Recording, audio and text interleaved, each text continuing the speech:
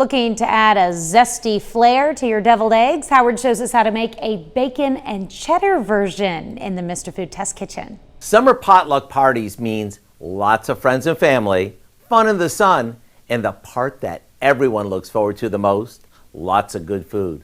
So if you're invited to one and need something to bring, here's an idea. How about fancied up deviled eggs? Yup, these are so good, they'll earn you the title of MVP at this year's bash. We start by hard cooking a dozen eggs. Now, if you're one of those folks who thinks hard-boiled eggs are difficult, think again. All we do is place the eggs in a large pot, cover them with water, and bring them to a boil. Once they start to boil, turn off the heat, cover them, and let them sit for about 12 minutes for large eggs or 15 for extra large ones. Then drain them well, add some ice, and this will make peeling them a breeze. After cutting them in half and placing the yolks in a bowl, we add some mayo, sour cream, Dijon mustard, and a bit of black pepper.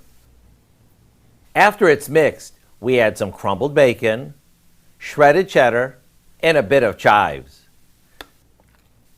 Do these look amazing or what? I have a pretty good feeling that these are going to be the first dish to disappear. They're that good. To get the recipe for our bacon and cheddar deviled eggs, simply visit our website and get ready for lots of oohs and ahs. I'm Howard in the Mr. Food Test Kitchen, where today we found a bacon and egg lover's way for you to say, ooh, it's so good.